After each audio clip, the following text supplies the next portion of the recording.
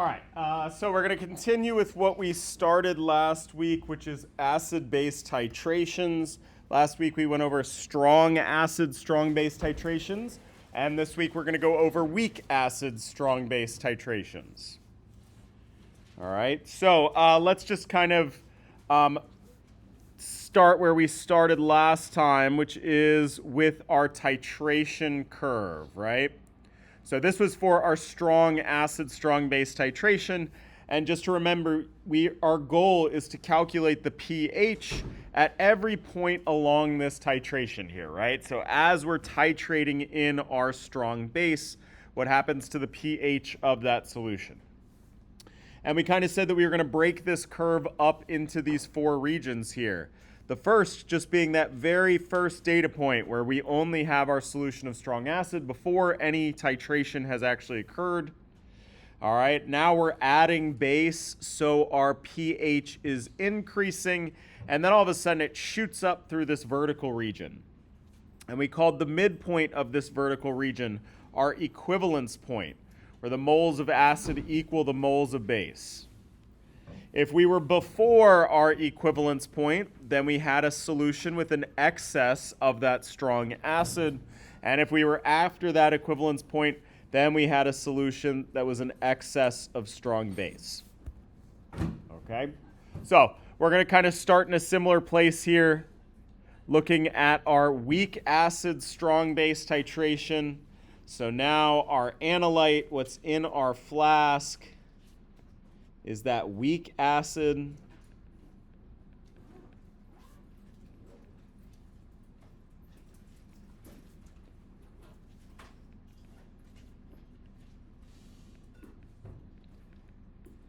All right, and then our titrant is that strong base. That's what we're adding in from our burette.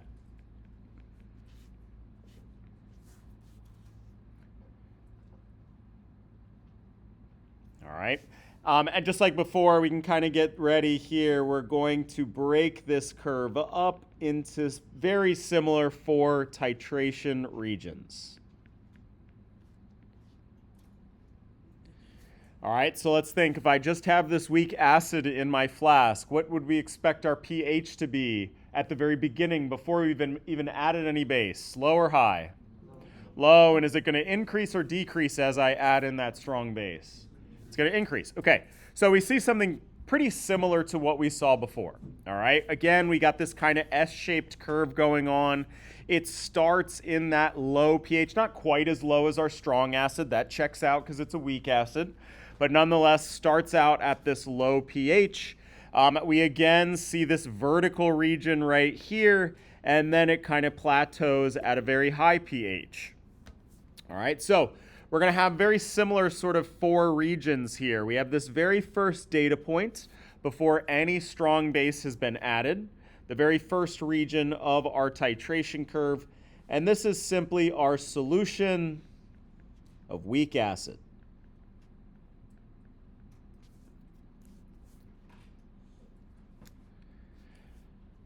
All right, again, we have this vertical region and we have this midpoint of this vertical region. That's our third region, our equivalence point.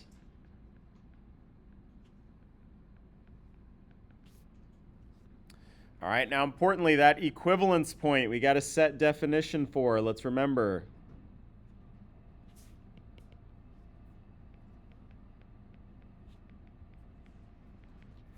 That is when moles of acid equal moles of base. And specifically, since we're talking about a weak acid, strong base titration, that means the moles of that weak acid that I start out with initially in my flask are equal to the moles of strong base that I've titrated in, that we've added.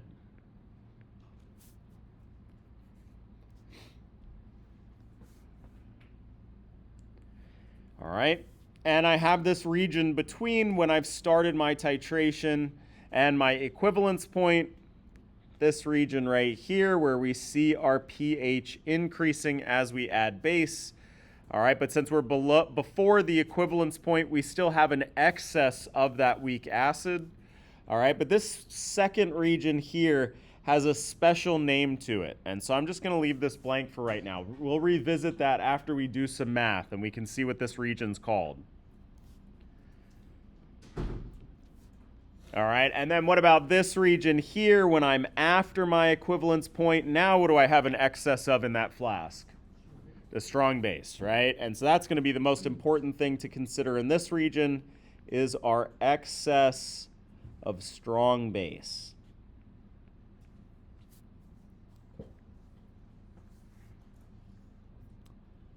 Okay? All right, cool. So just like last time, we're going to go through these regions one by one and sort of learn how we do our calculations for each of these regions. And like we said, our goal for kind of this whole titration discussion is we're always going to ask the same exact question, which is what is the pH? All right, that's our goal. Figure out what the pH is at each point along this titration. All right, so let's start with titration region 1.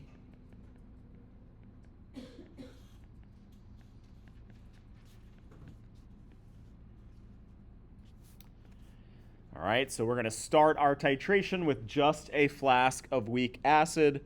So we have a solution of 0.50 molar acetic acid, HC2H3O2.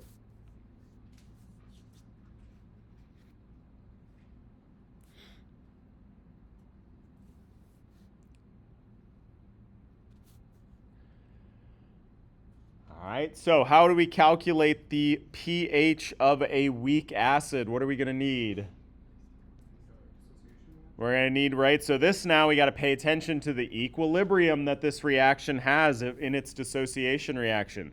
So we're going to need the Ka value for that acid, acetic acid. All right? So let's just make note. We got this Ka of 1.8 times 10 to the negative 5.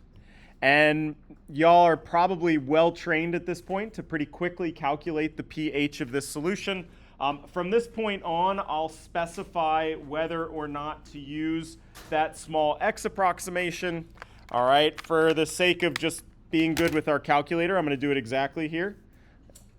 All right, I'm going to do it the long way. If you guys feel that you can shortcut this and just jump to the Ka equals x squared over initial concentration minus x business, great. All right, everybody take a second. Let's calculate the pH of this solution. Again, I'm going to kind of do it the long way here with the ice table.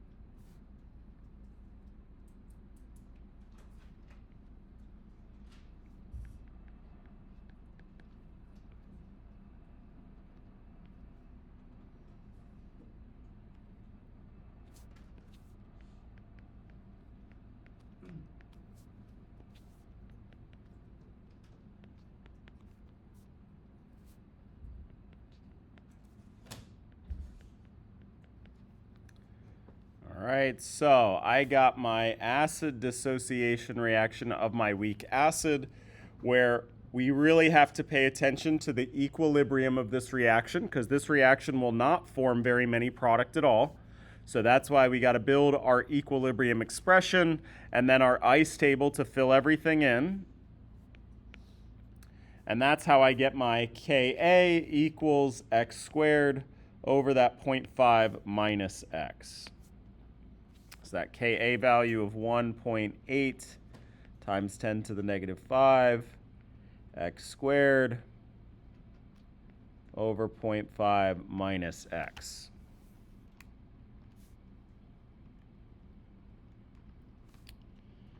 All right, and like I said, I'm going to do the exact here using my solver. This one will indeed pass that percent ionization test, so you'll probably get a very similar value if you use the small x approximation.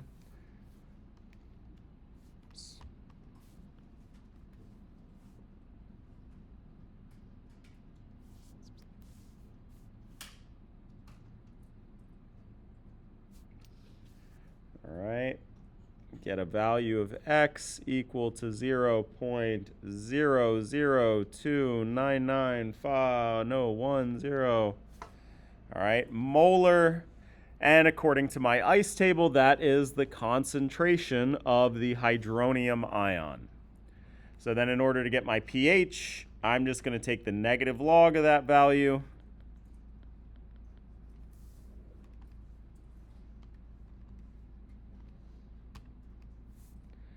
And I get 2.52.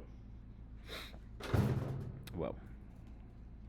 Rounded to 2 decimal places. Cool. All right, so titration region 1 is hopefully a very boring practice problem because you're just so good at calculating the pH of weak acids that we're nothing new here. All right, but now we got to actually start our titration, and so we're going to move on to our titration region 2.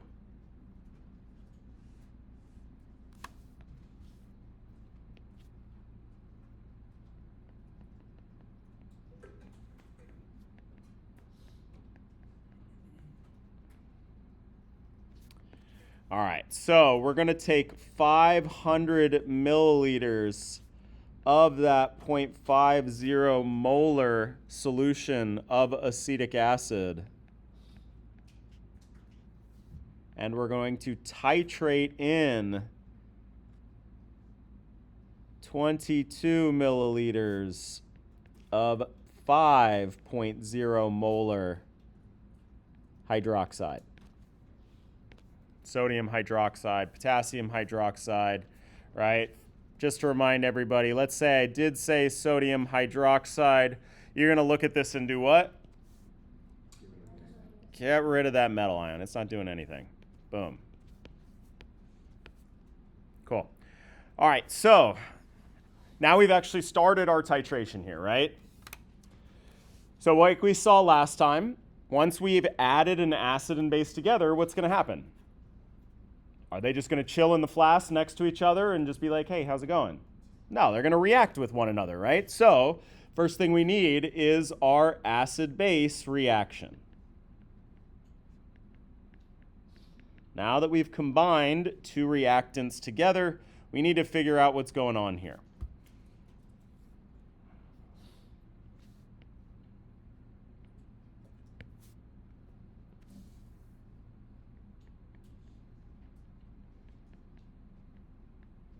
I have my acetic acid and my hydroxide.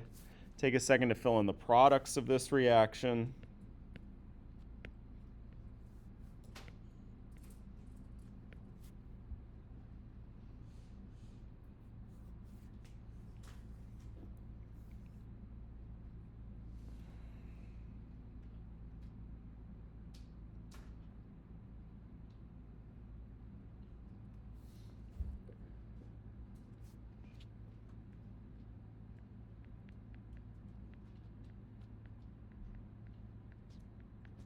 All right, so I have that conjugate base plus water. And what type of arrow should I be using to represent this chemical reaction? Is this a reaction that we're worried about its equilibrium? No, this is a reaction that involves a strong base. And anytime there's a strong acid or a strong base, we got that very simple principle that all strong will react. All right, meaning that this reaction here goes 100% to completion.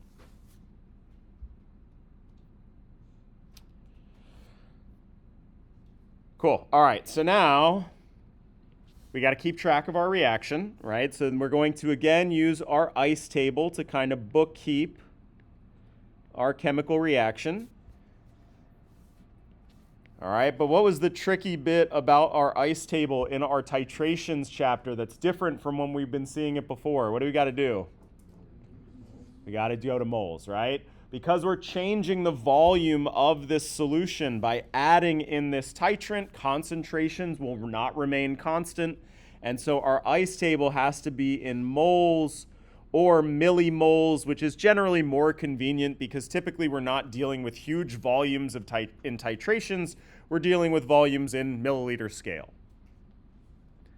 So now I want to make an ICE table here with millimoles of all of my reactants and products.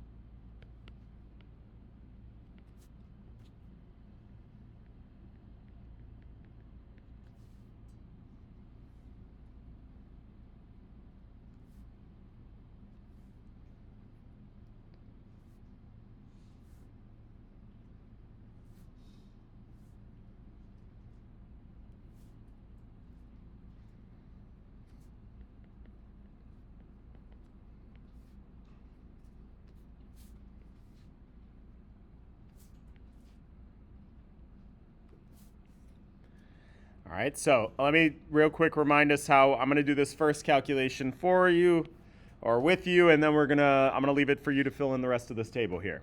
All right. We need to use our volume and our concentration in this calculation for our weak acid. So I'm going to start with my 500 milliliters of that weak acid, and I'm going to multiply by that 0.50 moles per liter. I know this is set up correctly because my liters will cancel out, leaving me with units of millimole. All right, so we got 250 millimole of that weak acid to start out with. Take a second and fill in the rest of this table for me.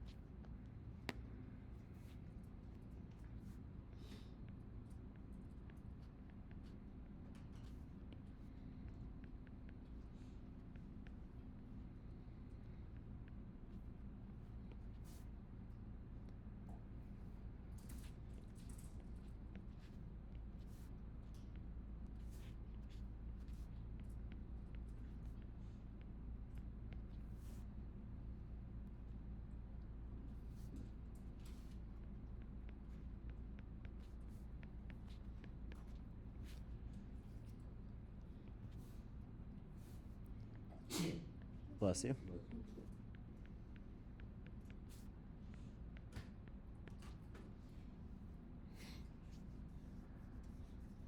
All right, and this is, so I got my ICE table figured out. Importantly, I'm mixing 250 millimoles of weak acid with 110 millimoles of strong base.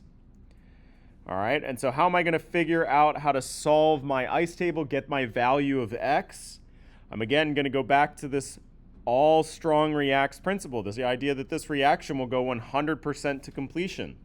So that means every bit of this reaction that can happen will, The only thing I'm going to be limited by is my limiting reactant. Right? All of my limiting reactant gets consumed in a reaction that goes 100% to completion. And according to this ice table, which one is my limiting reactant? The one that's the smaller amount, right? I have only 110 moles of hydroxide to react. That's my limiting reactant. So that means I know this is 0, or the value of x is that 110. So now I'm going to fill in my solution across the board here.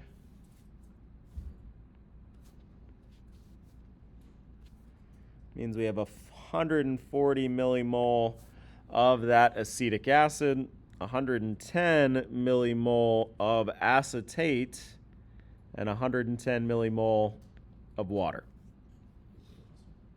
Yeah. Oh, I don't know. I messed it up. Sorry. No, you're right. Boom. Boom. Thank you.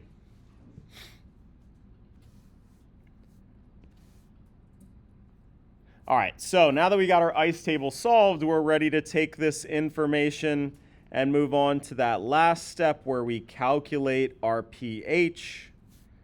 All right, so at this point, what we want to do, and we always want to get in the habit of doing this, we just want to look very carefully at what it is that we have left in our solution. All right, according to my ice table here, I don't have any hydroxide. Great, don't have to worry about that. I'm looking at the rest of this here. There's another thing that we get to ignore, which is what? The water. So in general, we get to ignore anything neutral when we're calculating a pH. All right, so yes, I get to ignore my neutral water. Now, what about my other product? Boom, okay, awesome. So what about my other product here? Let's look carefully, okay? Previously, in our previous titrations, when it was a strong acid and a strong base, both of my products were neutral. So I got to discard both of them. Didn't have to pay attention to anything in this box. But now if we look here, we have a reaction between a weak acid and a strong base. And the conjugate of a weak acid is itself a weak base. So I can't ignore my acetate that's been produced here. I have to pay attention to it because it itself is a weak base. But absolutely, I have a mixture of a weak acid and its conjugate weak base. And we have a fancy name for mixtures of weak acids and their conjugates. Buffers, right? So, boom. Ignore the neutral here, and what we're left with is a buffer. And in terms of calculating our pH, we like buffer solutions because we get to simply use our Henderson-Hasselbalch equation.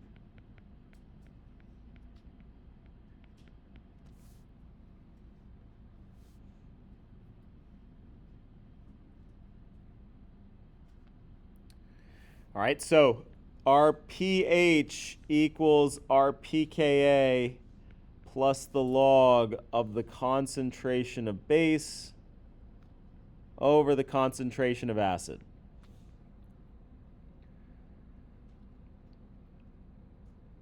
All right, but I'm going to show you we can actually shortcut things a little bit here. You know, one of the pain in the butts of titrations is that we converted our ice table to millimole, and now all of a sudden we need concentration in our Henderson-Hasselbalch equation. All right, but we're actually taking the ratio of these two concentrations, which is going to help us out a lot. So let's just, everybody, we can look up here. We're going to kind of shortcut this a little bit, derive a simplified expression here. The log of my concentration of base would be millimoles of base over milliliters solution. And my concentration of acid would be millimoles acid over milliliters solution.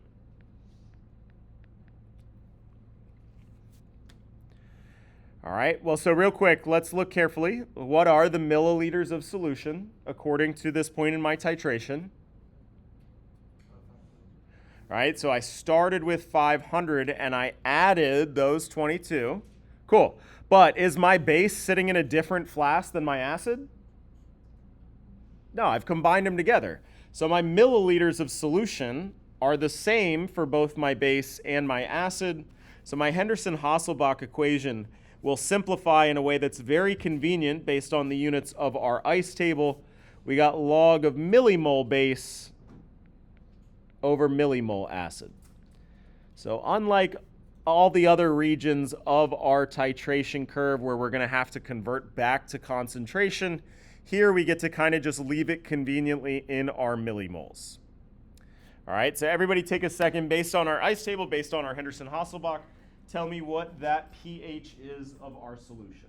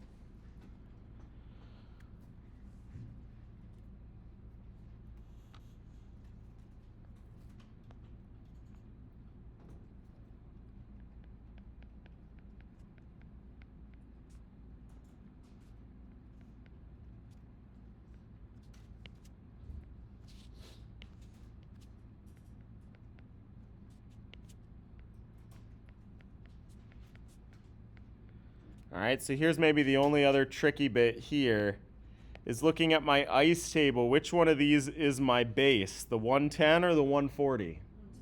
Right, so my conjugate base is my base in my buffer. That 110 should be in my numerator. That weak acid is my acid. That should be in the denominator.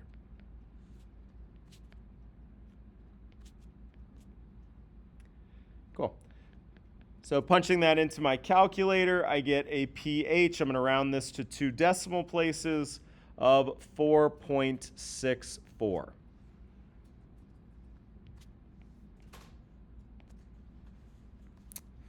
Cool. All right, so we did our second titration region here. And what we found was when we add in this strong base, because it's limiting, we're left with a mixture of our weak acid and its conjugate base, which we call a buffer solution, right? And that's going to influence how we calculate the pH of that point in our titration. I also told you we were going to wait a second to name this particular region here. All right, I didn't want to give away the punchline, but this is what we call the buffer region in our titration curve.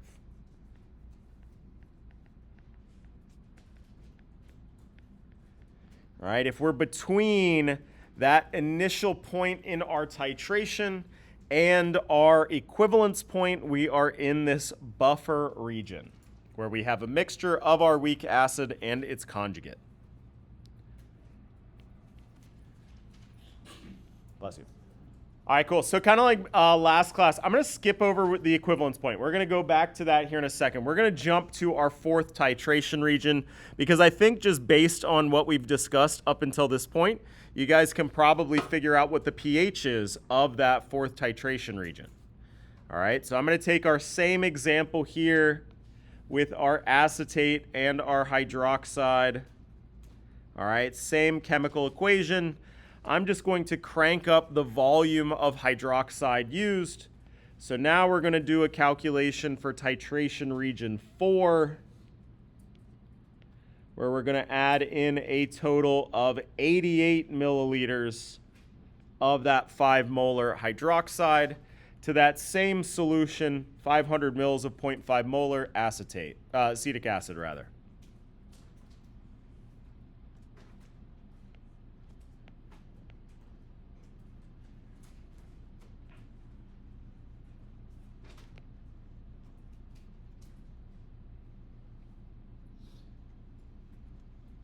Cool. I'm going to give you a few minutes head start, and then I'll kind of quietly start filling in up here.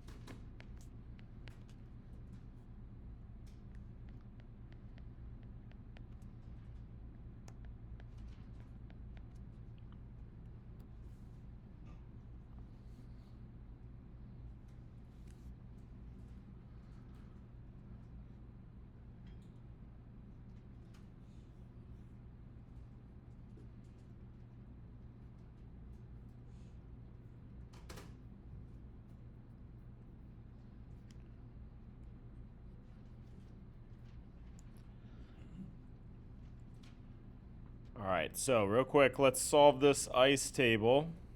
Again, we have this reaction that goes 100% to completion. So that means every bit of this reaction that can happen will. I'm just going to be limited, in this case, by the amount of weak acid.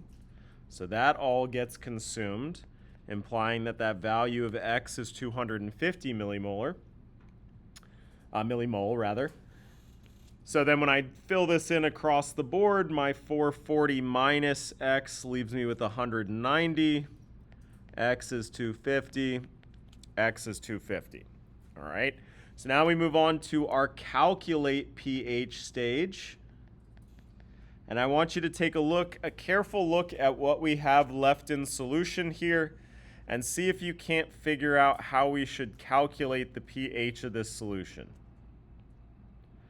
All right, everybody I'm going to give you a minute or two to try to do this on your own here based on what we have left in our solution at equilibrium.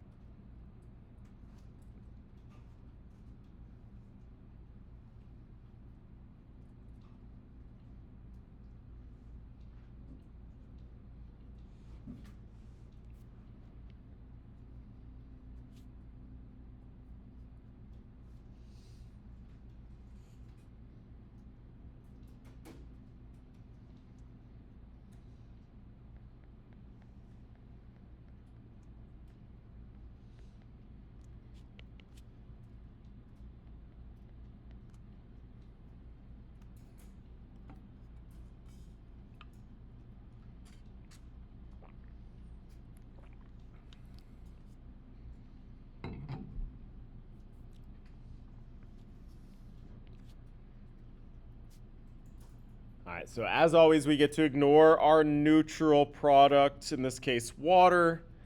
We don't have any more of that weak acid. So what we're left with here is a solution of strong base and weak base.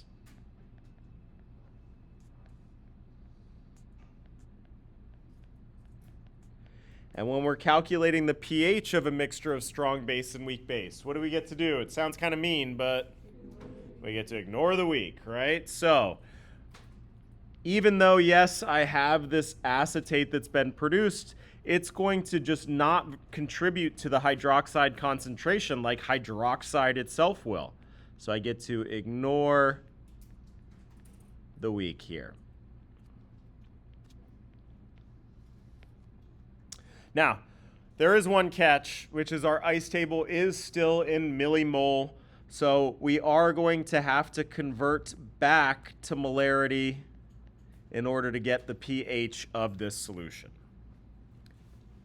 All right, because what we need in order to calculate our pH is our hydroxide concentration.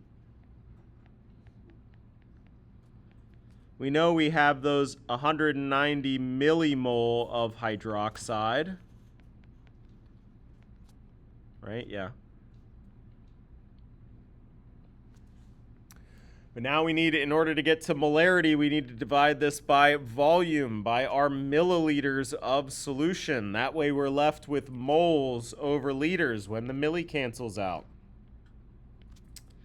And what is that volume of solution here at this point in our titration? That 588, right? Our initial 500 plus the 88 that we titrated in.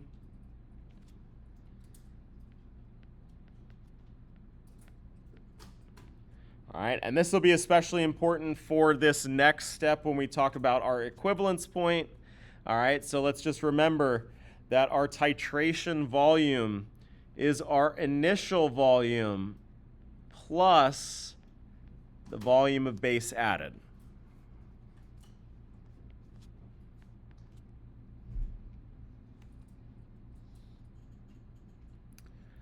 All right, so we get a hydroxide concentration of 323,129 molar. My pH is then 14 minus my pOH, which is the negative log of that hydroxide concentration.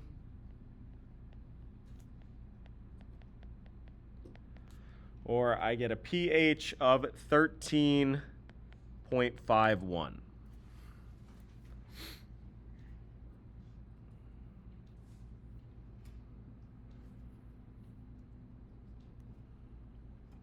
All right, so in this region here, we have an excess of that strong base, which means that we have a mixture of our strong base and the product, our weak base. But again, when we have a mixture of a strong base and a weak base, we get to simply ignore the weak. Cool. So let's just kind of make note up here, excess strong base, just so we can remind ourselves, in our titration regions, excess of strong base, we have a mix of strong base and weak base, and we ignore the weak.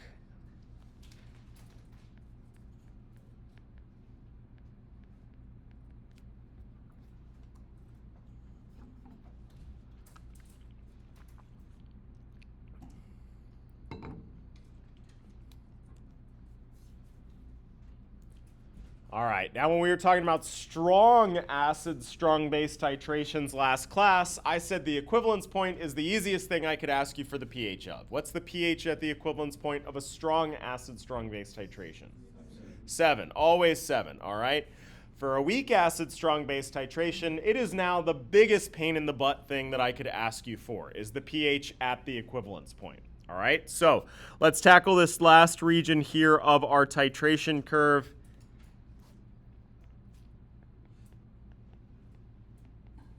Titration region 3,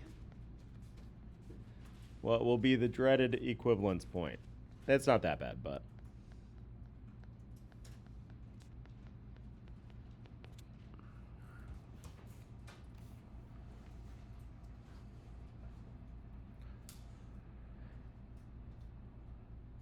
Okay. So first of all, what's going to make this a little bit challenging is what I'm going to ask you is simply, what is the pH at the equivalence point?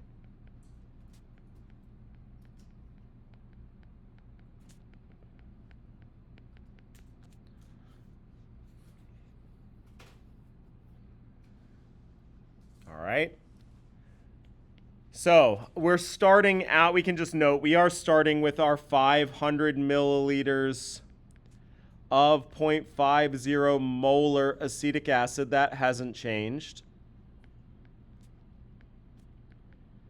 And we're going to titrate with our 5.0 molar hydroxide.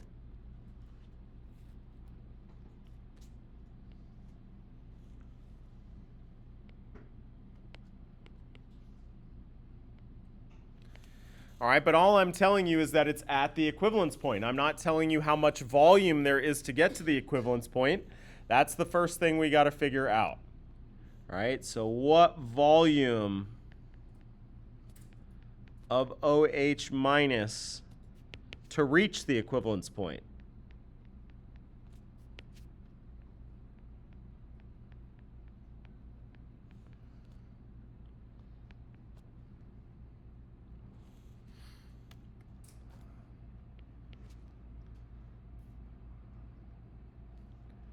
All right, so here's step 1 in our calculations. We got to figure out what volume of that strong base was required to get there in the first place. All right, so how are we supposed to, what's up? Oh, I have an idea. Oh yeah, go for it. We know that it's going to be between 22 and 88 milliliters, I believe. Definitely. Yeah, so somewhere in there. It is going to be somewhere in there, but we can be even more precise. And what we got to do is we really just got to go back to the definition of the equivalence point, what it means to be the equivalence point, right? At the equivalence point, necessarily the moles of your weak acid that you started out with are equal to the moles of that strong base. All right, so let's just start out with our definition here of equivalence point. And we're going to make it millimoles since that's what we've been talking about. As long as we're consistent, it doesn't matter.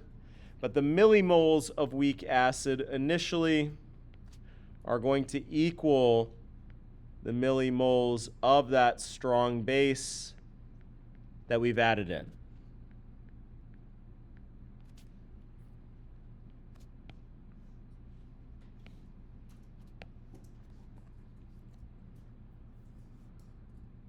All right, so do we know how many millimoles of weak acid we started with?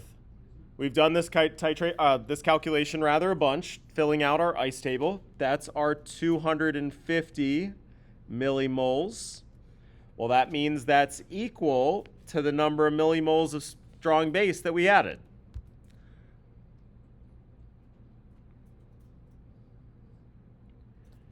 All right, so I want you to take this, what our information here. We have 250 millimoles of hydroxide. And we have this concentration of 5.0 molar hydroxide. Take that information and tell me what volume we needed to use to reach that equivalence point.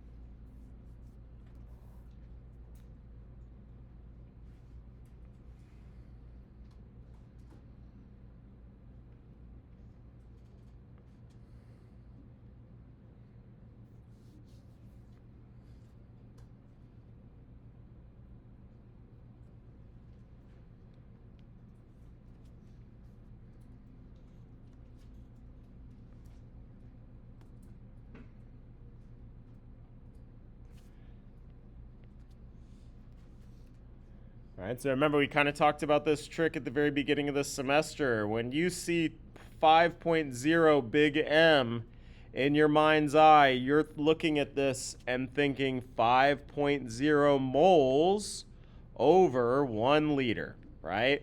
This is how we're going to use it in our math, is as this conversion factor here. And what we have is millimoles of hydroxide.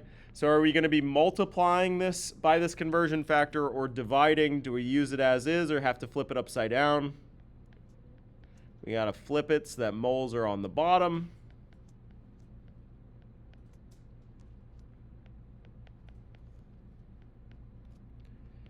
All right, we can see that the mole portion will cancel out, but we're left with milliliter, and punching it into our calculator, 50 milliliters to reach that equivalence point.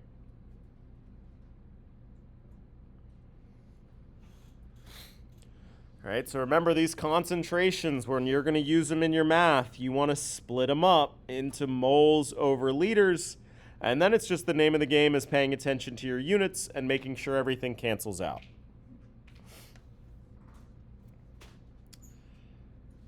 Okay, cool. So now we have a volume here.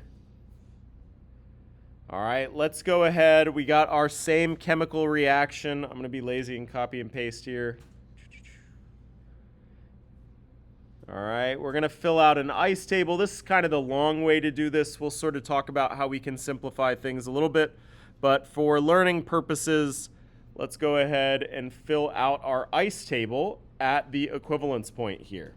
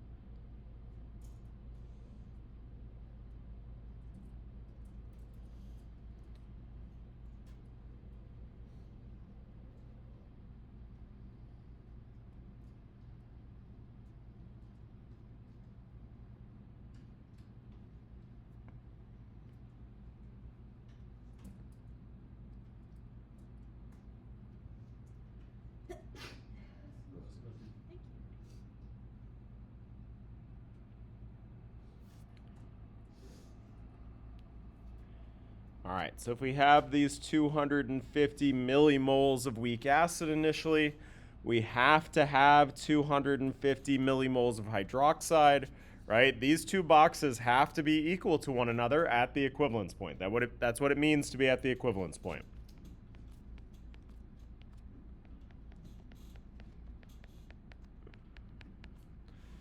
All right, and which one of these is limiting?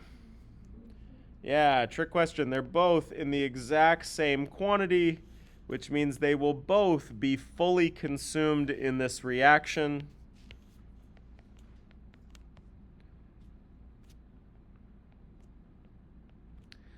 All right, so at equilibrium, I'm going to be left with just 250 millimoles of water and 250 millimoles of acetate. So how am I supposed to calculate the pH of this solution?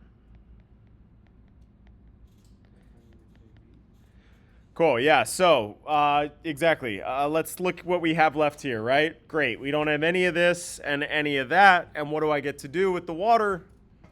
Ignore it. So the only thing that I'm left with is this acetate, and acetate would be considered what?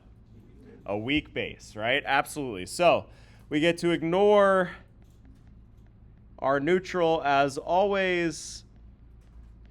And we can see at the equivalence point, we are left with a solution of weak base.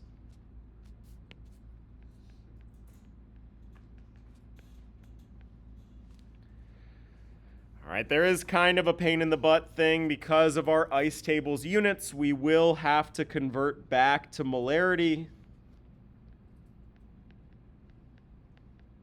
before we can figure out the pH of this solution. All right, so our concentration is equal to the millimoles of acetate, those 250 millimoles.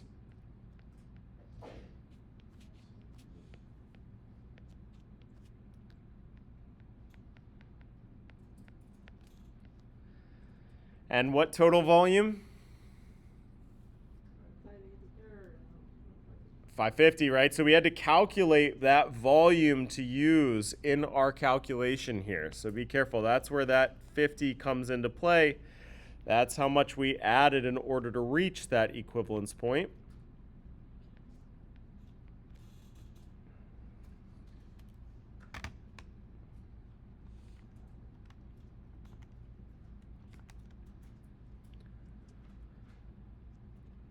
Where we get a concentration of 0.4545 repeating.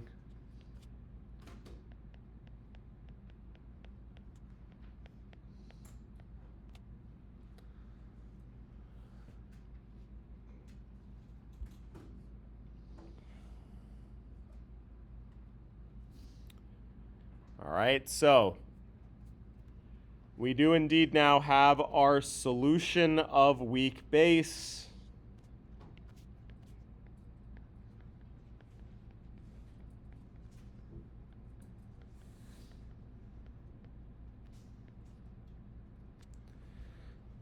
All right, we know its concentration now. We calculated that.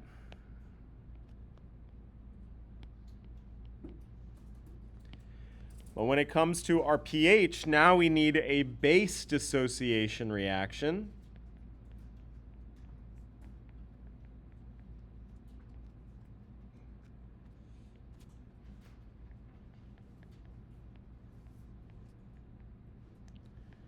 Where we put that weak base in water and we get hydroxide and its conjugate acid.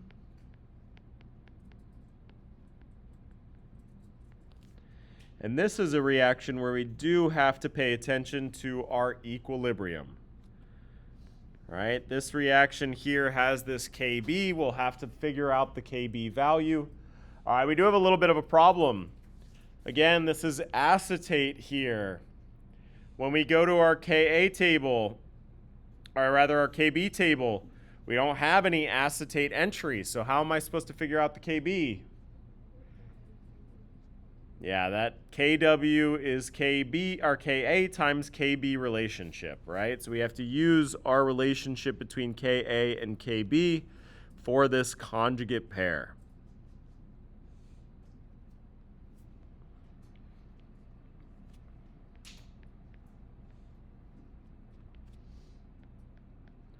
So KB is really KW divided by KA. And that's our concentration of hydroxide times that conjugate acid divided by that acetate.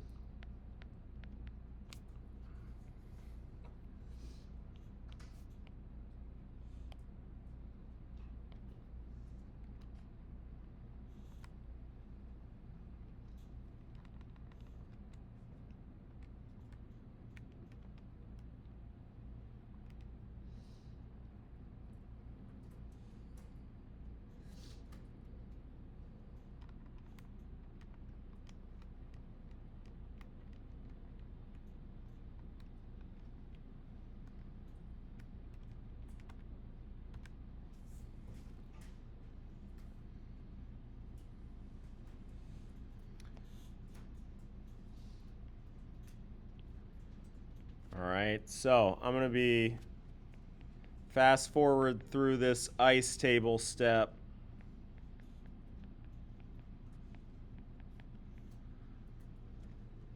All right, we have our KW 10 to the negative 14 over that Ka of 1.8 times 10 to the negative 5. That's what we looked up earlier for acetate, is equal to x squared over that 0.45 repeating minus x. Again, just for the fun of it, I'm going to use my solver here to get my exact value for x.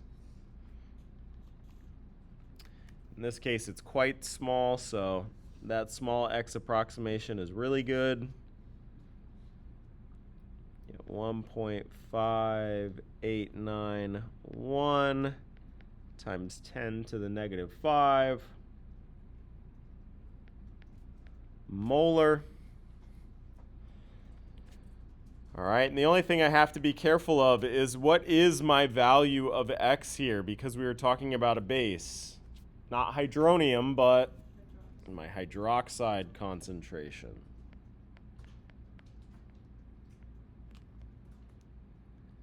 So for my pH, I'm going to have to do that 14 minus the pOH, or minus that negative log of the hydroxide.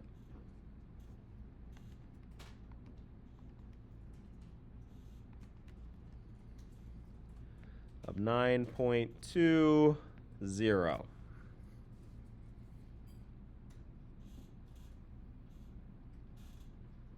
Okay?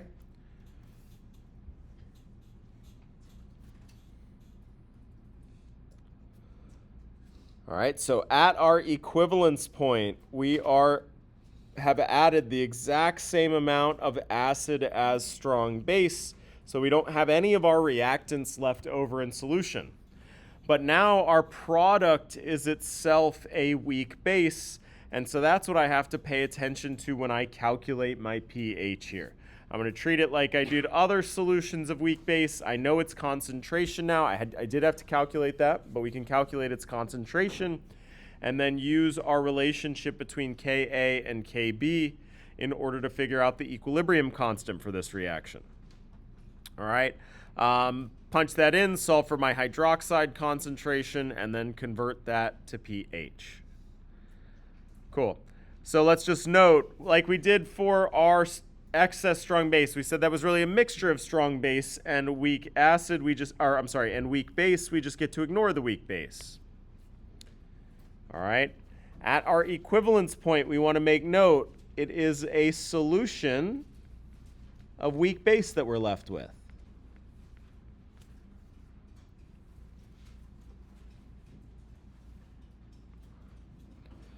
All right, and that's going to influence how we calculate the pH of that solution. Now, we did this ice table but that might have been a little bit of overkill here. How could we easily figure out how many millimoles of weak base we're going to have at our equivalence point? It's going to be the same as the strong base, which is the same as your initial weak acid, right? So your weak acid initial, strong base initial are going to be the same as your conjugate base at equilibrium. So since we've already calculated a bunch of our initial amount of weak acid, we would have already known that. We can kind of just use that to make our lives a little bit easier. So let's just note, where's my regions? There we go. Our millimoles of weak acid that we start out initially, they equal the millimoles of strong base added, but importantly for our pH calculation, that's also the millimoles of our weak conjugate base at equilibrium.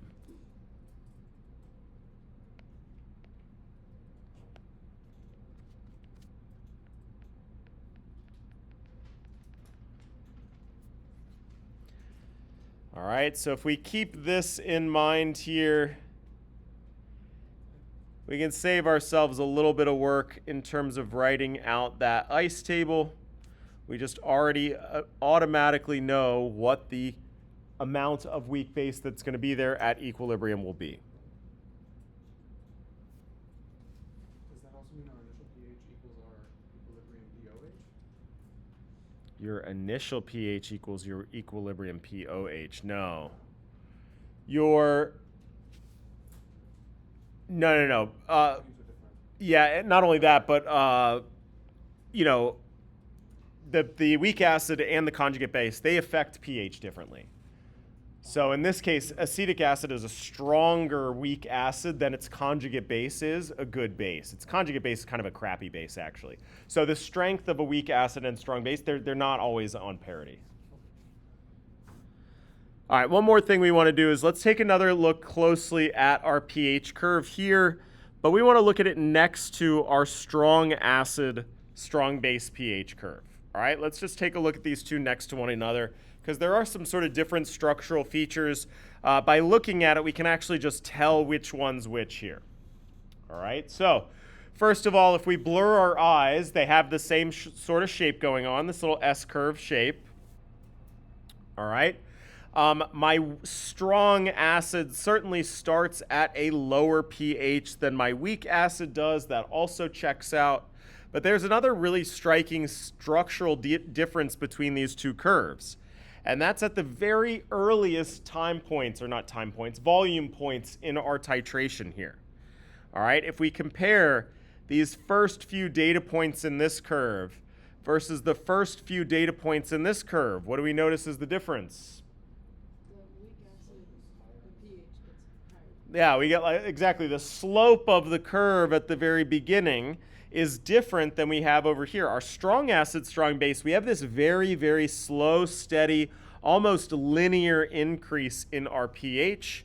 And if we look at our weak acid, strong base titration, we kind of have this linear region in the middle, but it starts out with this really sharp increase. All right, so what's going on there? All right, well, first of all, in our weak acid, strong base titration, what did we call this portion of our curve? Our buffer region. We had a fancy name for it.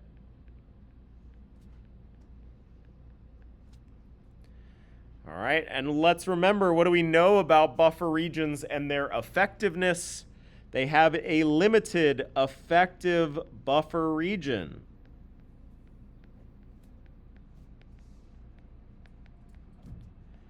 An effective buffer region where the pH is plus or minus 1 unit from that pKa.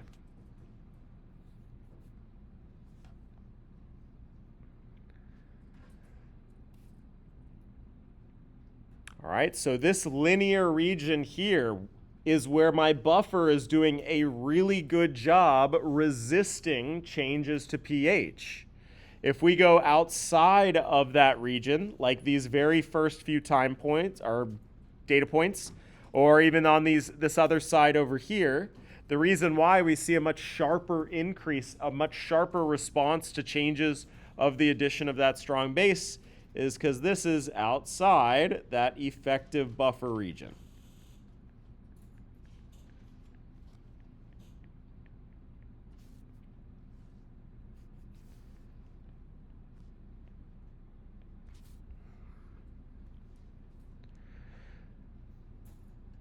All right, when we start out with our solution of weak acid and we start titrating, it is not yet in its effective buffer region, so it responds by increasing that pH very sharply, and then all of a sudden it enters the buffer region where it responds much more gently, much more shallowly to the addition of new strong base here.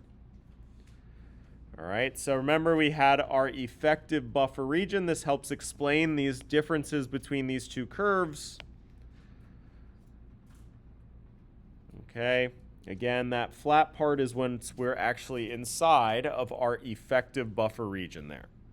And actually the very midpoint of this here, of your buffer region, is where the pH equals the pKa. So this is then plus or minus 1 unit from that midpoint there.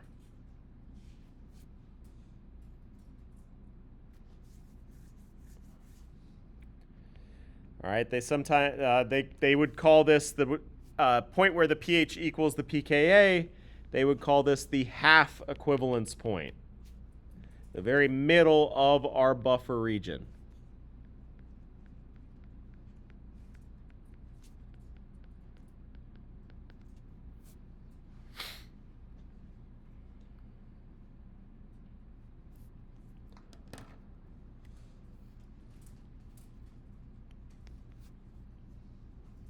Cool. All right, so last class we talked about strong acid, strong base titrations. We said our goal was to calculate the pH at every point along that titration. And we looked at one of those titration curves and we broke it up into these 4 regions, right? Depending on which region we're in, we're going to have a slightly different strategy for calculating our pH. What we did today was extend that same thing, but now to talking about weak acid, strong base titrations. All right, we've had a few differences here. Our buffer region here where we have that excess of weak acid, rather where our strong base is limiting, will create us a buffer solution that influences how we calculate the pH. Our equivalence point is also a little bit more of a pain in the butt. Our equivalence point, you can even note from this curve here, what we're left with is a solution of strong base.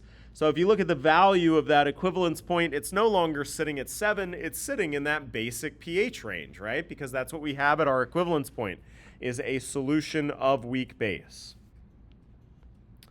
Once we blow past our equivalence point, then we just have an excess of the strong base, and that's a nice convenient mixture of strong base and weak base, where we just get to ignore the weak. Cool. All right, so we will finish this chapter next class period. Like I said, this chapter is kind of a bit of a hodgepodge, where on the one hand, we talk about titrations, and then next class period, we're going to kind of switch gears and talk about different ionic reactions, ones that you guys have talked about a little bit before, precipitation reactions. We're going to kind of revisit that from an equilibrium perspective. Okay, cool. All right, we will take our